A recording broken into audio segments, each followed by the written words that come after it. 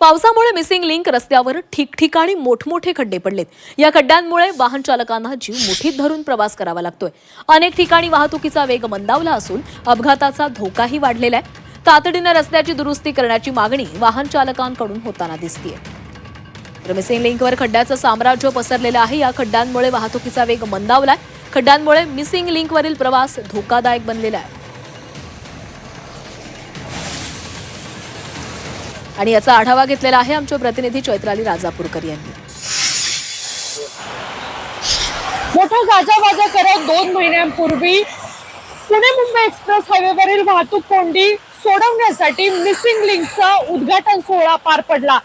अवघे 2 महिने या मिसिंग लिंकला झालेले आहेत आणि पाऊस सुरू झाला आणि मिसिंग लिंकची अवस्था आपण पाहतोय की मिसिंग लिंक वरती खड्डे पडल्याची घटना जी आहे ती आपल्याला दिसून येत आहे।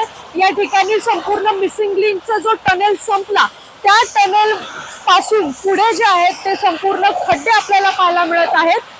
MSRDC कडून खरं तर हे खड्डे बुजवण्याचं काम जे आहे ते हाती घेण्यात आलेलं होतं। मात्र मुसळधार पाऊस सध्या सुरू आहे। या मुसळधार पावसात हे डांबर देखील वाहून गेल्याचं आपल्याला पाहायला मिळत आहे।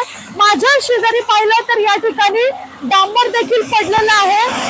त्यामुळे खड्ड्याची डागडुजी जी आहे ती याच डांबरामधून करत असल्याचं आपल्याला पाहायला मिळतं। एकंदरीतच जर पाहिलं तर मुंबईकडून पुण्याकडे येणाऱ्या लेन वरती मिसिंग लिंक वरती जो आहे तो हा खड्ड्यांचं जे आहे ते साम्राज्य आपल्याला पाहायला मिळत आहे।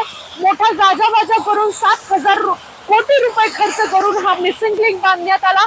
मात्र या मिसिंग लिंक वरून प्रवास करणाऱ्या प्रवाशांना जे आहेत वाहन चालकांना जे आहेत ते या खड्ड्यांचा सामना करावा लागतो। मोठे मोठे खड्डे या ठिकाणी पडलेत, खोल खड्डे देखील आहेत। त्यामुळे या ठिकाणी चाक जर या गाडीचं या खड्ड्यामध्ये आदळलं गेलं तर मोठा अपघात होण्याची संभावना देखील नाकारता येणार नाही। चैत्राली राजापूरकर, झी मीडिया, लोणावळा। आणि मिसिंग लिंकवरील या खड्ड्यांसंदर्भात मुख्यमंत्र्यांकडून प्रतिक्रिया देण्यात आलेली आहे। पाहूयात ते काय म्हणतात।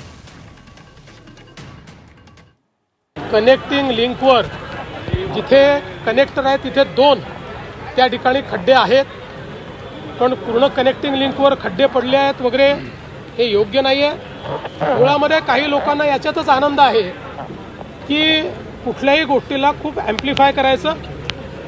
आपल्याला कल्पना आहे कुठलंही काम झाल्यानंतर पहिला पाऊस जो असतो या पावसानंतर त्याच्यावर दुसरी लेअर येते, कारण त्या पावसामध्ये आपण त्याची ड्युरेबिलिटी टेस्ट करत असतो। त्या पावसामध्ये त्या ठिकाणी काय अडचणी येतील ते आपण टेस्ट करत असतो।